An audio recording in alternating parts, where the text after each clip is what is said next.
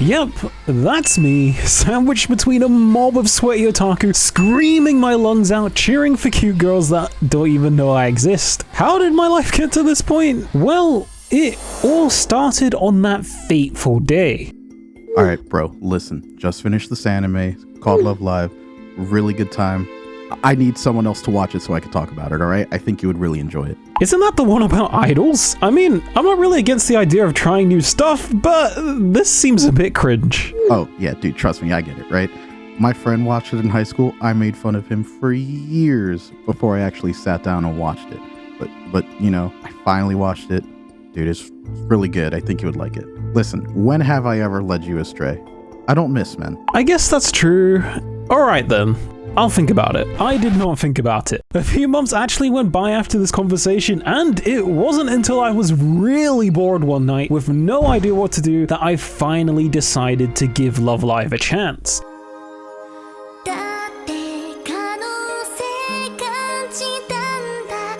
School Idol Project is the first entry in the series, and it's alright. I was entertained. I mean, I wasn't bored watching it. I liked Honoka. She was fun and energetic. However, being a music anime, the music for the most part wasn't really as good as I was expecting. Other than that though, I didn't really have any complaints. It was a perfectly fine experience, but what I was pitched was not something that was just fine, but something that was really fun. I was confused how something at this level could have my friend so obsessed with it. So I asked him, "What's the deal? Is this really the show that you love so much?" He told me not to worry and that the sequel, Love Live Sunshine, is where it really gets good. But also, what makes the show so fun is falling in love with one of the characters and following their antics throughout the series. This didn't really reassure me, as there hadn't been a new entry in my top 5 favorite anime characters list in years. I like the cast of School Idol Project, but I didn't particularly love any one member, so I couldn't really imagine Love Live having a character that would appeal to my taste and become my definitive favorite. Thus, I started Sunshine with an open mind, but I wasn't really expecting anything. Then it happened. An absolutely ridiculous introduction that actually made me laugh out loud. I knew from this moment already that she was the one, and I couldn't have been any more right. Every scene that had this little fallen angel in had me dying. There was never a dull moment with her, and even when she had no lines, somehow in the background she still managed to steal the show. My friend was right. Once I had a favorite, the show became way more fun, and I looked forward to seeing her tomfoolery in every episode. But another thing that really made me enjoy Sunshine much more had nothing to do with the main group even.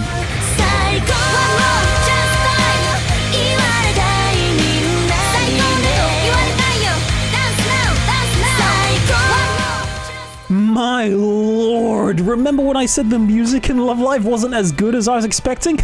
Yeah, that definitely wasn't the case anymore. Saint Snow are goated. Don't get me wrong, I did like Arise, and I even thought they had better music than Muse for most of the show. But there are levels to this game, and Arise could not even dream of being on Saint Snow's. Their songs were powerful, went hard, and honestly were just straight up bangers. I did think Aqours had made better music on average than Muse so far, but it just wasn't even close to what Saint Snow were delivering. So this introduced something to me that was completely absent from the original show: tension. You see, the big objective for the main group is to win Love Live, a tournament for school idols, as not only is it a cool achievement, but they needed the prestige it would bring in order to keep their school from shutting down. In order to win it, first you have to make it through the qualifiers. After that insane performance, I just assumed Saint Snow would make it to the next round. I didn't even consider the fact that they wouldn't, but that's what happened. So if even Saint Snow were not good enough to get close to winning Love Live, then it had to be completely doomed for Aqours, our main group. And completely doomed it was, as hilariously they didn't even get a single vote in the qualifiers and went out in dead last place. This was kind of a running theme for them at this point. point, never managing to achieve what they set out to do and always falling short in some way. Keep that in mind because it will be pretty important later. But at this moment, there was a long way to go if they wanted even a chance at winning Love Live. The show progresses and we are now in season 2. The levels have really been upped and it blows season 1 completely out of the water. There are a lot of really emotional moments and expansions on the characters, but the one that I want to highlight is of course our mistress. To this point, her fallen angel persona has been a really funny quirk, but you don't really think much deeper into it. Until this episode, that is, where in the midst of bonding with Riko, she reveals that it's almost like a coping mechanism for her. The belief that she is this special angel that is descended from the heavens shields her from the scary reality that is just being an ordinary person who happens to be quite unlucky. While it seems to be ridiculous on its surface, it is actually kind of relatable when you think about it. I'm sure I can't have been the only one as a kid who truly believed that you had some sort of hidden superpower that you just hadn't unlocked yet. That you were low-key the main character in life and there was something special about you compared to everyone else around you. Then, as you grow up at some point, you realize that you aren't special and are even severely flawed in many aspects. Acknowledging that really sucks, and sometimes it can take time, especially if what is truly your reality is not a good one. It felt to me at least that that is what Yoshiko was grappling with, and so I felt bad for her. I just wanted to reach through the screen, give her a hug, and tell her that it would all be okay. So yeah,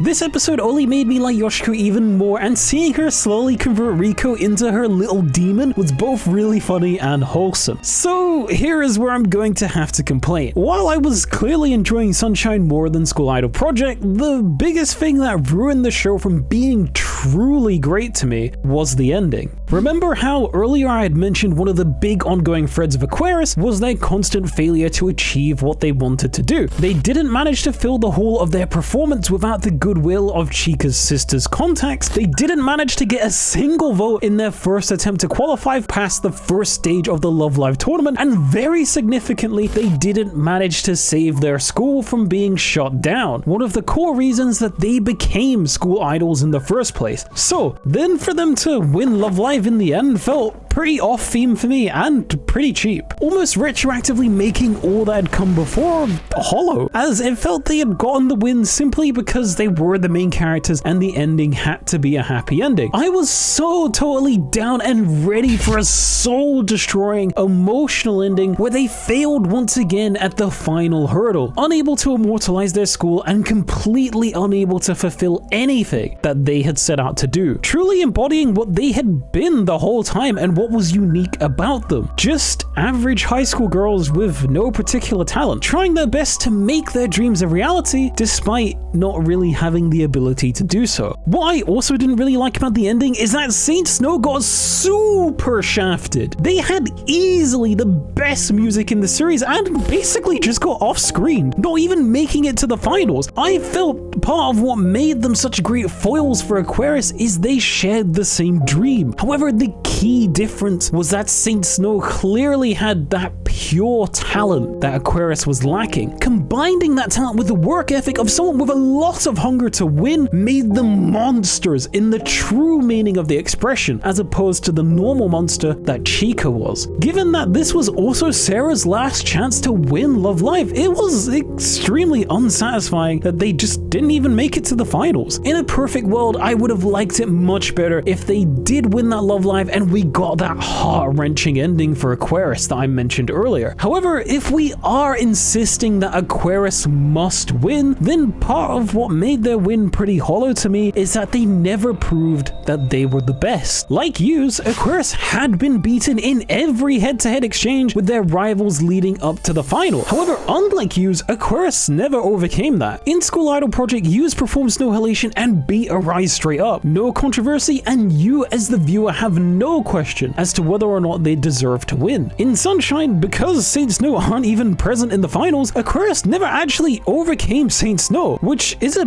big asterisk to their already off-theme win, and just further hollowed the ending for me. But to be fair, since we know Saints Know were planning to perform Believe Again, easily one of the best Love Live songs ever made to this day, in the finals, I can't see any world in which there is fair judging that Aqours could have beaten Saints Know. So for the sake of plot armor, I guess they had to be taken out, but yeah, overall I enjoyed Sunshine and it made me down to see what else the franchise had to offer. So after checking out the manga adaptation, which is straight fire by the way, I'd highly recommend it, but I decided to now check out Nijigasaki, and I couldn't have predicted what would come next. So when I watched Nijigasaki at the time, only the first season was out. It was pretty fun and I liked Cassidy. I didn't love her the same way I did Yoshiko, but I still found her very fun and she entertained me greatly in every scene she was in. However, I felt as if the season was too short for the scope that it was trying to achieve. Only 13 episodes to both introduce us to a pretty large cast and have a personal arc for all of them, giving this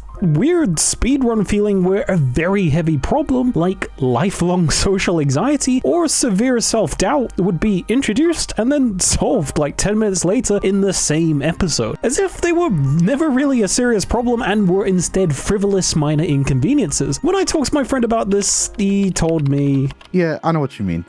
Niji is a bit unique, right? The anime is actually adapted from a gacha game. Huh? Really? I thought all the Love Live series were anime original. Well, they are, just not Niji. It's a bit hard to explain, right? So the anime cuts out a lot of content. It's completely different from the game. Once you play it, you'll understand what I mean, and I think you'll agree with me. I don't really want to. I like the anime, but I'd rather wait until season 2. I don't really want to spoil it for myself. Dude, oh my god. Just play the game, alright? Even if they make a season 2, it's going to be different from what the game is doing. It has its own story, it has its own weird timeline going on. It's really hard to make a standalone anime work from that. That doesn't really make me want to play it anymore. Besides, my rule is that you can only have one gacha game installed at a time. Any more than that, and your wallet will suffer the consequences. Dude, FGO sucks, alright? Just drop that get on peak. I know what I'm talking about. I know you'll like it.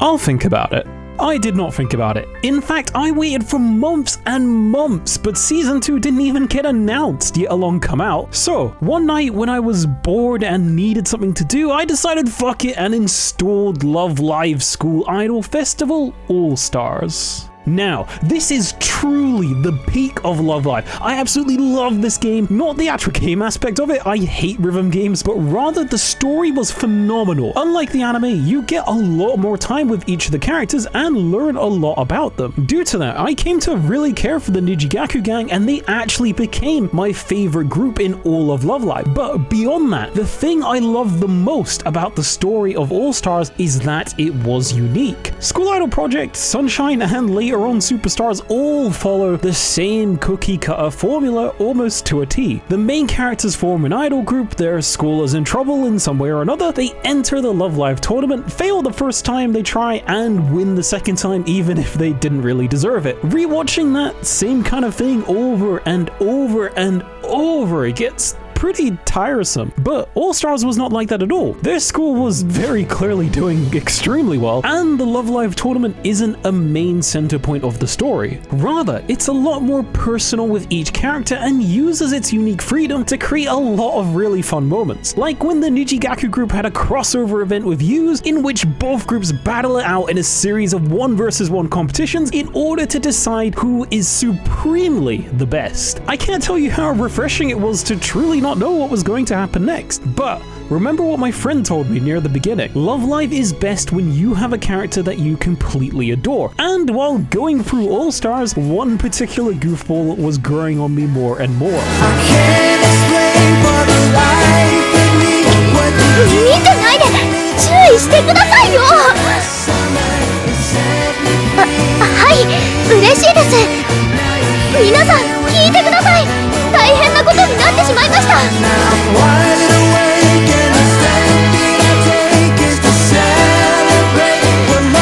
There is so much much I love about Setsa. She's cool, she's adorable, she's funny and goofy. Even her voice and the way she speaks was super adorable. But the one thing that really made me connect with her was her really compelling personal arc. The anime touches on it a little, but in All Stars we really get to see the turbulent relationship Setsa has with her parents. She was expected to be a perfect, completely ideal student, being treated almost like a robot rather than a person, where anything that was fun was banned and the sole purpose of her existence was just to get good grades. This is a point of extreme strife for her. She didn't have a big problem with being a good student, but like any human, you need to have some fun or you'll go insane, especially when one of her biggest passions was simply consuming fictional stories like anime and manga. But since she wasn't allowed to do it, she literally had to go to friends' houses to watch an episode or hide a volume of manga at her school to read it in breaks. Whenever she got those rare chances, she was so enthusiastic, like a starving child being given food after days of malnourishment. It was so sad to see, and especially cut deep for me, because I had an extremely similar experience growing up. To put it into perspective, I couldn't even watch The Simpsons as a kid because my parents also banned pretty much all fun activities. So I had to literally go to friends' houses to get the chance to watch an episode, and I even had to swear my friends to secrecy about it, as if my parents found out, then I would have gotten a beating for it. So yeah, as you can imagine, I was pretty invested in Setsuna's struggle, and that made me only love her character even more, which in turn made the story of All Stars emotional for me because this little piece of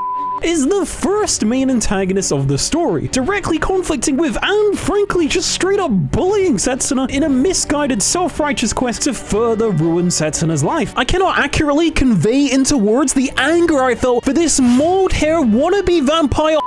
So yeah, if you couldn't already tell, All Stars made me feel way more than any of the other Love Lives did to this point, and genuinely I don't think the story could have been any better. There's absolutely nothing I would change, and it both firmly cemented Nijigasaki as the best Love Live franchise for me, and before I knew it, I had entered idol hell. But what my sweet, pure, innocent past self didn't realize is that that was only level 1. There were still far more levels for me to sink to, and it all started with this conversation. Dude, you remember Saint Snow? You mean the best group and the People's Love Live champion? Yeah, whatever, man.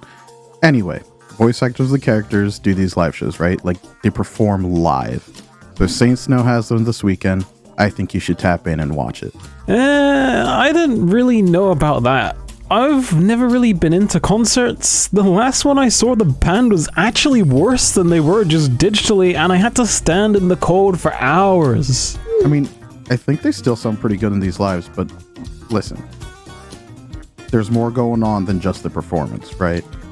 Watch it tonight, and I think you'll understand. Now, I wouldn't understand what he meant by this until further into my descent, but looking back, it was an important heralding for my eventual demise. Bro, besides, it says Snow, alright?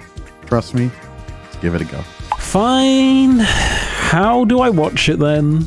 So yeah, after finding out how to watch the live event totally legitimately through completely legal means like a good tax-paying citizen, I ended up watching Welcome to Dazzling White Town, Saint Snow's first and coincidentally my first live event. Yeah, it was pretty decent. Don't get me wrong, I did enjoy watching some of my favorite Love Live songs like Believe Again and Self-Control get performed, but honestly, like I thought, the quality of the singing live was not as good as the studio versions of the songs, and it didn't really help that my totally legitimate, completely legal method of watching the live reduced the video quality greatly. So for the most part, I was pretty much watching in 480p like some sort of throwback to 2009. While I had a decent time, it wasn't the most mind-blowing thing ever, and I didn't really yet understand why my friend was so obsessed with these voice actors. For context, for months leading up to this point, he had been slowly talking to me more and more about these voice actors. It was kind of weird, I'm not gonna lie, as I was a normal anime fan. Like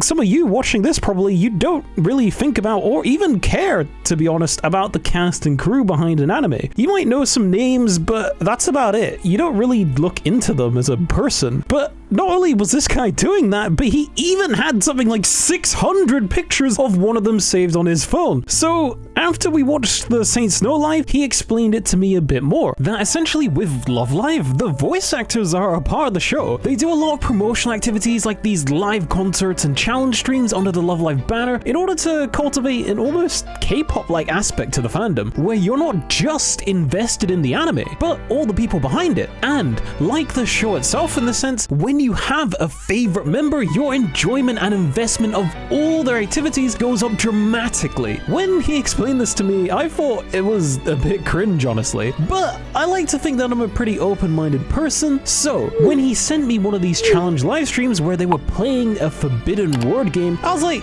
yeah, sure, fuck it, why not? Let's see what all the hype is about.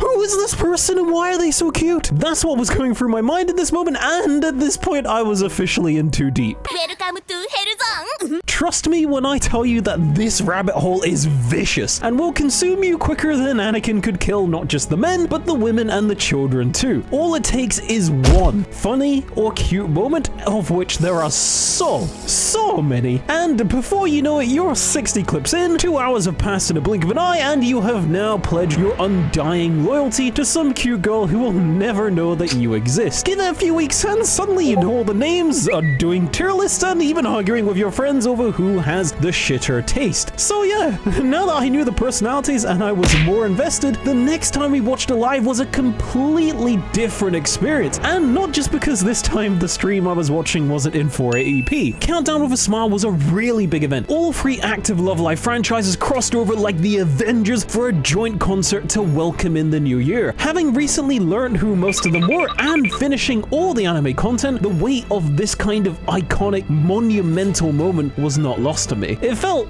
almost historic. As it was ongoing, even though the set list wasn't as much to my taste as the Saint Snow Live, I was honestly having a lot more fun. As when you get to know the personalities involved, the actual performances become a lot more appealing. You appreciate the dance choreography a lot more. Oh, speaking of which, this was my first time seeing Liella perform, and man, could they dance. It honestly felt like they had specced all their points into the dancing skill tree. But anyway, you noticed individual quirks and strengths, like Tamori fully living up to Setsa in his singing abilities and being one of the strongest performers, Shuka being a really talented dancer, and how incredibly short Kaori is. Watching it all unfold live at like 6 AM with your friends because of the awful time difference, but despite that, they cheer and pop off every time one of their favorites does something really cool or a banger moment happens. It was just a really unforgettable experience, and the moment was truly cemented when the groups came together to sing in unison for the first time in the franchise's storied history. So yeah, from then on I was hooked on lives. I kept watching new ones with my friend who dragged me into all this, and we even went back and watched some of the older ones. This was about the time I was really getting to see Aqours' full strength musically. Like seriously, from a pure bangers music perspective, if you're interested in watching a live, I couldn't recommend Aqours 5th Live or Aqours Online Live enough. Almost every song in both of these lives goes super hard, and it's a level of quality I didn't realize Aqours was capable of. A surprise to be sure, but holy was it a welcome one. One of the songs was even so good it inspired me to buy this adorable little plushie of Yoshiko wearing the same outfit as her voice actor Aka. Of course, as well, I watched Nijigaku's 4th Live. This one I was very excited about as they are my favorite group, and it was the first solo live by them that I was getting to see. Aqours is one of my favorite voice actors among all the voice actors in the franchise, and I'd get to see Tamori perform as Setsa once again. This live was fucking awesome. I think it was Aqours' best performance to date, and in general, everyone was killing it. The set list was great. Kaori seemed like she was somehow getting even better at singing, which is pretty insane because she's already one of the best singers in the franchise, I think at least. However, there was one thing that was quite eerie. It happened during the Countdown Live as well, but I didn't really think much of it until now. Tamori still had to use a chair in talking segments and was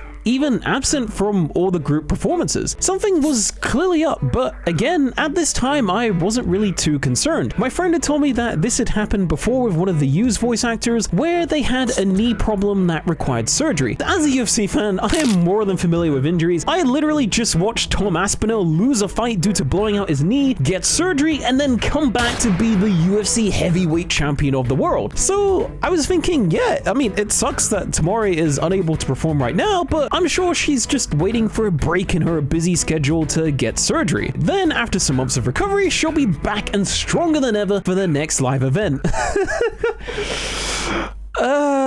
Yeah. So, a full 7 months later, and Nijigasaki got back together for their 5th live event. It had been quite some time, so I thought Tamori had either gotten it sorted or was in the process of recovery. Either way, I would know once the live began, as if she was there, then that would mean that she had already gotten it sorted. If she was still in the process of recovery, then obviously she just wouldn't be there. The live begins, and to my relief, Tamori is there, but something isn't quite right. Positionally, she's pretty separated from everyone else. Then, as it went on, you could see she wasn't really taking part in the choreography, just kind of bobbing in place, vibing, not really exerting herself. Oh no.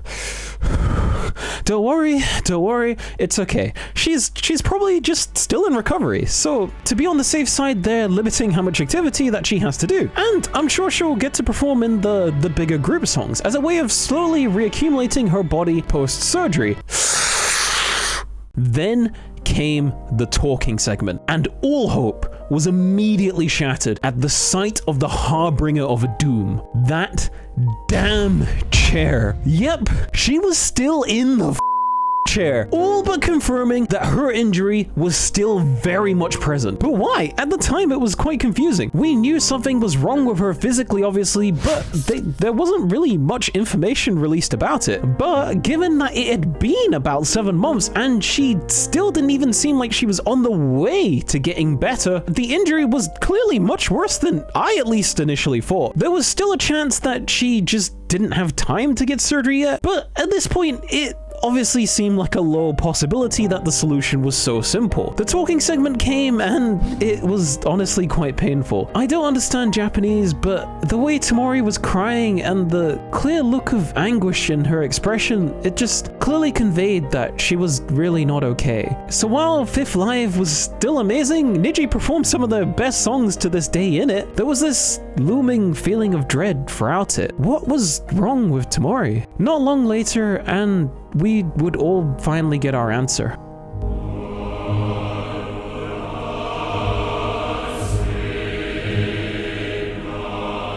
In an announcement from her manager, it was confirmed that Tamori had a genetic disease affecting her joints called Ehlers-Danlos syndrome, or EDS for short. The effects this can have varies from person to person, but unfortunately in Tamori's case it was quite severe. Any sort of intensive movement would cause her extreme pain. The doctors even confirmed that if she kept doing intensive movement, there was even a high chance that her condition could worsen and she could even lose her mobility altogether. Even worse than that, as of right now, there isn't a known cure for this condition. It was something that she was going to have to manage for the rest of her life. So, this being the case, obviously dancing in Love Live events is not worth the risk of never being able to walk again. This was equally sad news for her, I'm sure, as it was for us, the fans, as you can really see just how much she loved performing in those early Nijigasaki live events. Dare I say, she was even one of the best at it. There's a reason that she specifically was voted for by the fans to deliver that encore at Niji's very first live. But what came next, I could have never imagined. The signs were there. She was very clearly really frustrated at the last 2 lives and was pretty emotional about not being able to fully participate in the fun that everyone else was having. But even with that ominous heralding, I don't think anyone could have guessed that Tamori would actually give up the role of Setsa.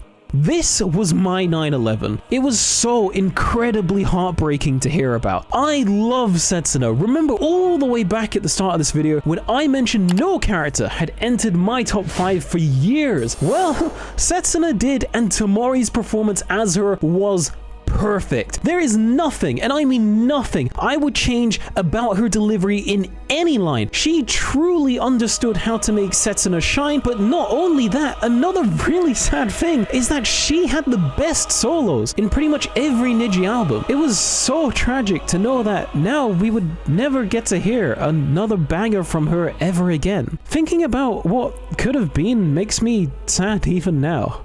So, with all this, it was announced that Asuna Lagoon would be Tamori's final performance as Setsuna in a live event. The event comes around and it was a live I'll never forget. The tone coming in was very somber as everyone knew that this will be the last time that we'll see Tamori. However, as soon as it got started, you immediately got sucked into the lively, more upbeat music, and for a brief time it was like nothing sad had happened. The new songs they performed were really good, and then the members split up and take turns in performing their new solos. Usually in Nijigasaki lives, when they perform their solos, they will always perform ones from the same album. So, Aqours did Break the System, Kaori did Asa, and we all thought that Tamori was going to do Yada, which would have been fine, it's a really cute song. But of all Setsuna's songs, it is admittedly her least exciting one, as it's not in her typical style. Now, I like to think what happened was Tamori's request, but more than likely, the staff wanted the Setsuna that we all know and love's final performance to be more iconic. And so to everyone's surprise, Chase starts playing.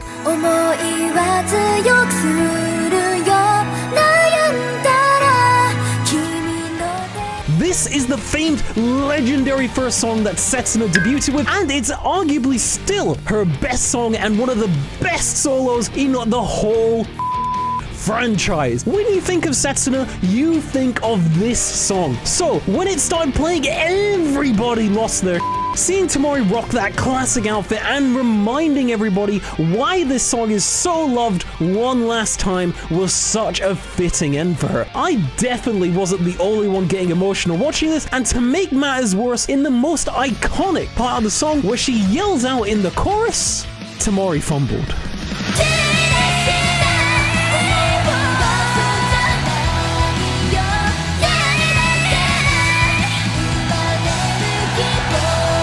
The weight of the moment, the pressure of trying to give one last performance for everybody to remember, combined with the fact that she just probably hadn't practiced that song in quite some time, had likely gotten to her. As much as the crowd was really encouraging, you could see on her face how much this fumble upset her, and it was taking all the strength she had just to hold back the tears and finish out the song. It was so completely heart-wrenching to watch, and you just wanted to reach through the screen, give her a hug, and let her know it was alright. Aqours even mentioned later that after they went backstage, she cried and was really upset with what happened. Luckily for her, however, she would get one final chance, as these live events take place on 2 days. Like a play, they repeat the performance a second time so that more people can see it. So, on the second day, when it was time for Tamori to perform Chase once more, we all were watching with bated breath. Had she recovered mentally from the previous day? Would she be able to withstand the moment this time and deliver like we all know she can? Or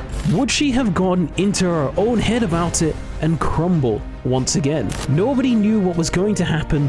It all hung in the balance, and with the tension at its peak, the moment arrived.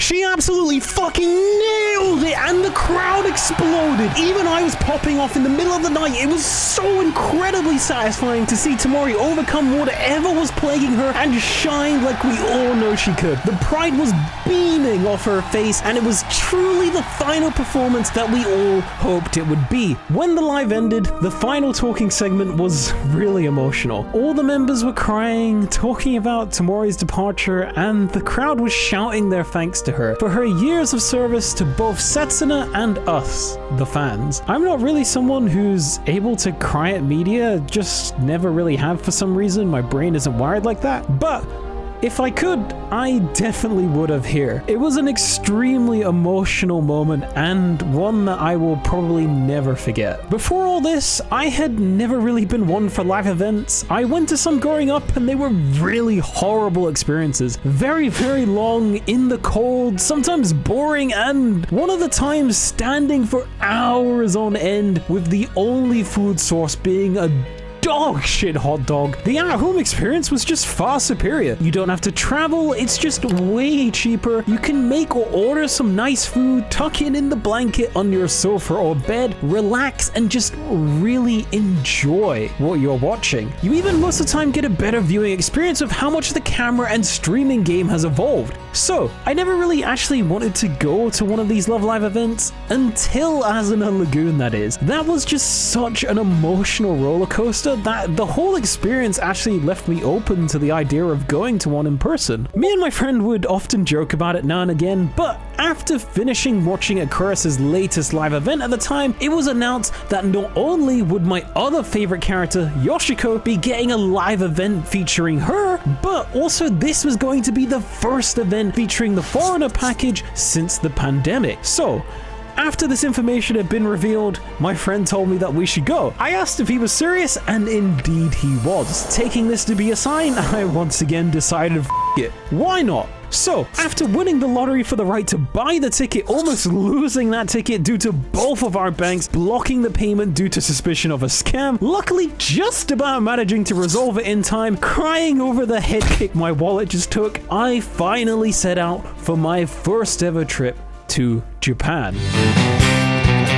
Now, coincidentally, a different live was going on the weekend before the Yohane live. It was some sort of bizarre crossover event between Idolmaster, which I knew nothing about, and Love Live. I remember when the announcement came out, maybe about a month or so ago, I didn't really think much of it, as again, I knew nothing about Idolmaster at the time, and it wasn't even certain we would be going to the Yohane live yet. So we didn't apply for the foreigner tickets for this one, something I would later come to deeply regret. But anyway, since we were there a week early to explore Tokyo and they were still selling tickets, we decided fuck it and managed to procure some. This event was in Tokyo Dome and around it was completely bonkers. It was like I'd stepped out of reality and into some sort of warped 2D idol dimension. There was a sea of Love Live and Idolmaster fans dense enough to challenge the specific. Grown-ass men in full Shibuya Canon cosplay, Victory Road outfits everywhere, Nezos, degenerate Love Live bikini t-shirts, you name it. If the merch existed, it was there and proudly on display by people much braver than I was. I had my Nijigasaki jacket on to represent the best group and I still felt underdressed for the occasion after seeing all these fanatics dedicating their hearts with the same sort of passion as Erwin doing his final charge in Attack on Titan. That really set the tone for the event going in. Tokyo Dome is massive and probably one of the nicest arenas I have ever been to. You truly feel like an ant in a world so much bigger than you are. Since we got regular tickets last minute, sadly we were located in the nosebleed, but honestly, given we weren't really supposed to be there at all, I wasn't complaining.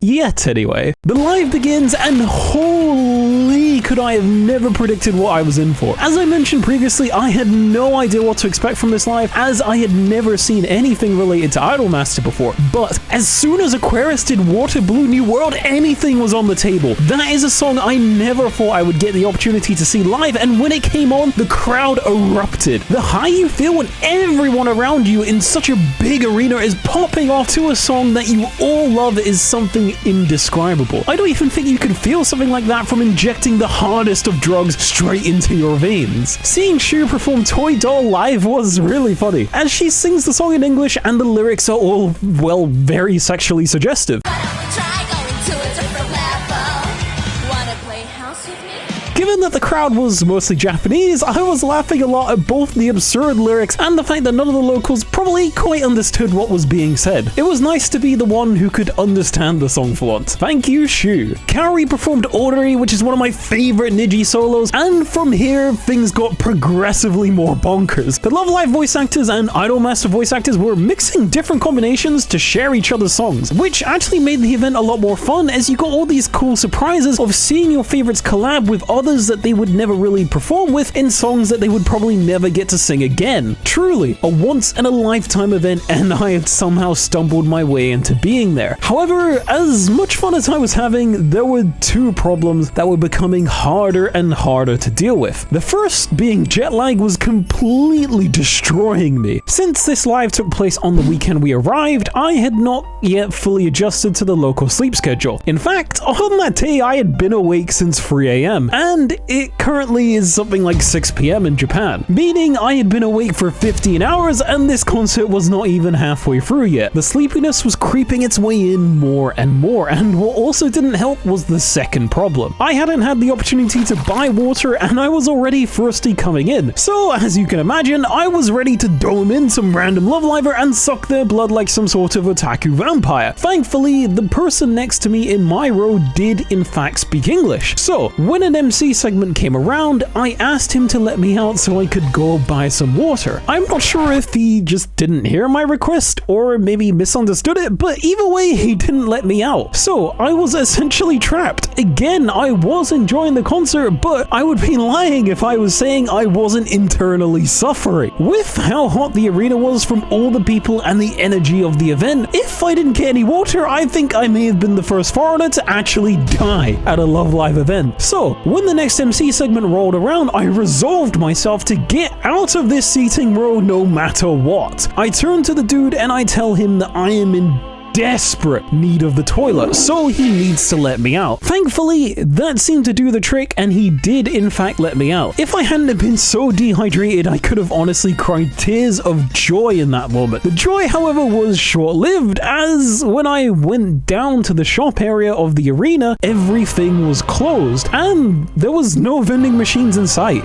Just as the pure despair was about to take me, I suddenly had an idea. See, inside my bag, I had an empty water bottle that my friend had used, as there's pretty much no public bins in Japan. So, I entered the toilets and just as I suspected, nobody was there, as the concert was currently ongoing. I took out the water bottle and filled it with the tap water using the sinks there. Yes, I admit this is pretty grim, but you don't understand how down catastrophic I was for any form of liquid at this point. I abandoned my humanity and downed the water there and there, and my lord, it tasted like the sweet nectar handcrafted by the great divine creators themselves. I made sure to refill that bottle and I quickly hurried back to my seat, making it back literally just as the MC segment ended and catching one of my favorite Aqours bangers, Bye Bye Tonight. They clearly started this segment as they mean to go on, as from this point onwards, it was bangers only. Even the Idolmaster songs were going really hard and I was totally caught off guard and definitely fully awake now. I had a huge Idolmaster fan next to me and the dude was having the time of his life. He was absolutely determined to destroy his voice by the end of the concert. Then what was funny is after this, they just decided, fuck it, memes only, and they started playing a bunch of the fun joke songs. Then, one of the songs I was most hoping to see came on.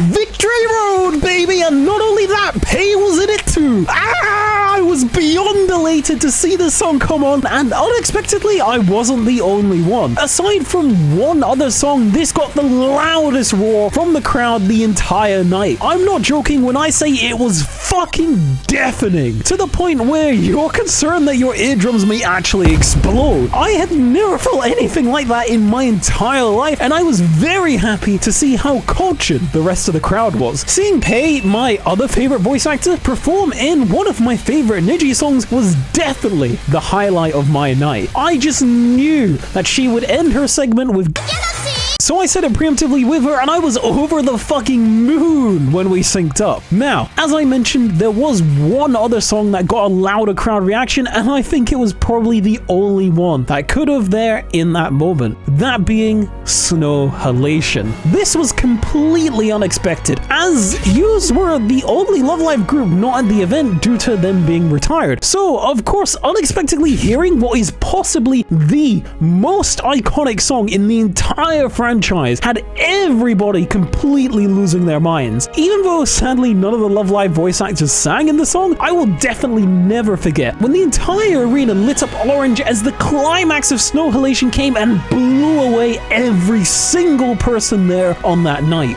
What an event, definitely a top 5 live of all time, and afterwards it was really hard to imagine how the Yohane Live could possibly surpass it, which is crazy because we didn't even come to Japan to see Ichigen. We just coincidentally ended up there. Regardless, after buzzing for a full week on the afterglow of the event, the weekend of the Yohane Live was finally upon us. So, in terms of the organization of the event, it was a bit of a fiesta, I won't lie. Staff had seemingly overbooked the hotels that they had included in the foreigner package, so they had to book additional hotels and place us in one of them. We wouldn't find out what hotel that was until something like a week before the event. Some of the hotels on the list were also really far away from the venue, and it wasn't even guaranteed that our new hotel would be as nice as the ones originally promised to us. Given that this package was really fucking expensive, in large part I presume because of the promised nice hotel included, that really sucked. But what was even more ridiculous is that the hotel check-in wasn't until 2 p.m. and the latest that we could pick up our tickets for the actual live was 4:30 p.m. However, the live event itself also started at 4:30 p.m. So more realistically, the latest we could pick up the tickets was 3:30. Now, luckily staff assigned us one of the hotels that was closer to the venue of the options available, meaning for us it took about an hour to travel there, giving us just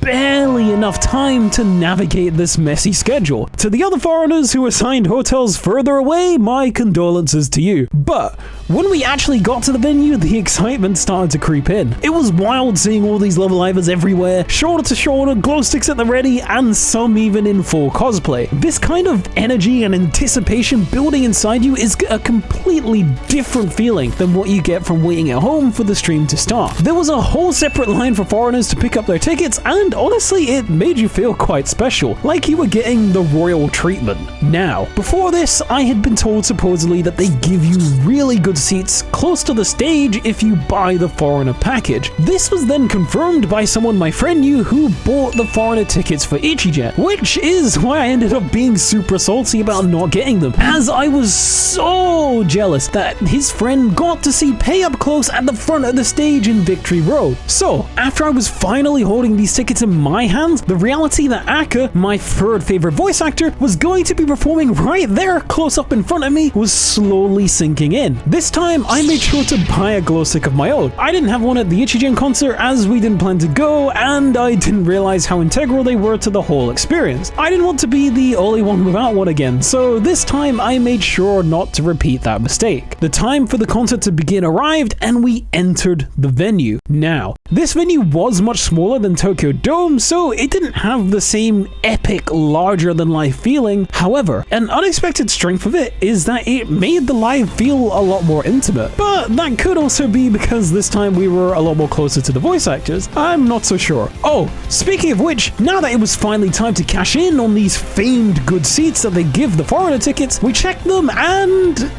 we were on the floor, but once again all the way at the back. Not just that, but I was both next to my friend who is overweight, sorry, and another dude who was also very overweight, leaving me squashed in the middle like some sort of horrifying low-budget Star Wars trash compactor scene adaptation. I'm not gonna lie, it was pretty disappointing. I couldn't believe how unlucky we were when seemingly all the other foreigners got amazing seats. Where we were, the voice actors were so small that you couldn't really see them, so we had to mostly watch through the screen showing the live stream on the stage. It wasn't all bad though, the concert was still really fun, and our location even had its own surprises. As you probably know, for some of the songs the voice actors go out into carts to sing while going through the crowd. During the intermission, super close on our left, Andrew came out the door and got on a cart that was positioned there. Since the intermission was still ongoing and she was trying to be stealthy, she was shhhing everyone in the arena so they wouldn't freak out and reveal the surprise. It was extremely cute. While we were waiting for the end of the intermission, she even got to have a quick conversation with one of the fans that was directly in front of her. That lucky mother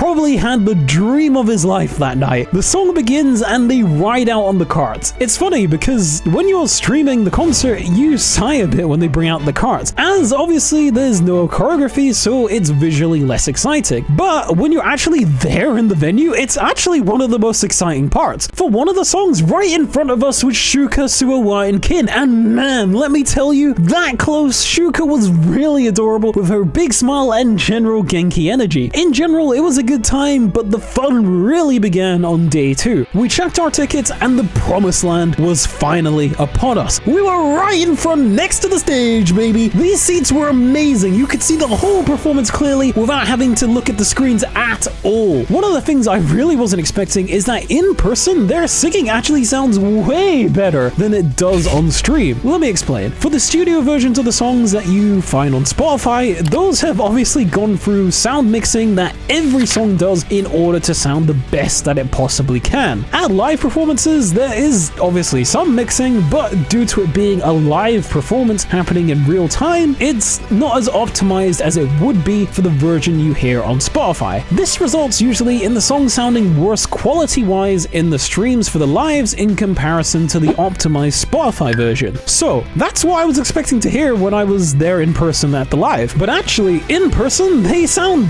much closer to that optimized Spotify version than they do the streams. I don't know why, but somehow the stream legitimately nerfs all of their singing by at least 40%. It's crazy. I really wasn't expecting such a difference, and it was an amazing surprise. The whole time I was pretty much watching the live on Aqours stand cam mode. She was killing it in not only all her solos, but in the group songs as well. She actually came right by in front of us in the carts on day 3. At the time, I was thinking, this is it. Destiny has arrived. My whole Love Live journey has been leading to this very moment. I shout out her name and wave, thinking she was going to smile and wave back.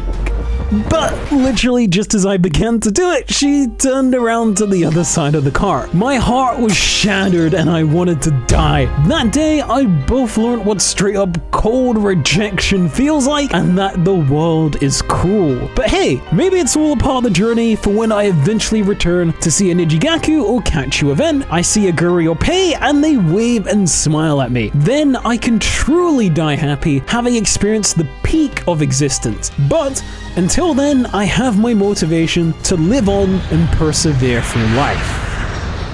Thank you for watching the video. It was so hard to transcribe the whole journey from being an average anime fan who thought idols were cringe all the way down to the deepest layers of idol hell. If you told me at the start of all this that I would be the first person in my entire family to go to Japan to simp for voice actors of all things, I would have laughed in your face. But here we are. I hope I managed to do the whole thing justice and bring you a smile along the way. Please tell me your favorite seiyuu if you have one, and I'd like to know what your favorite character is as well as your favorite Love Live song. For me, obviously it's Aqours and Pei, and then for characters, obviously it's Setsa and Yoshiko.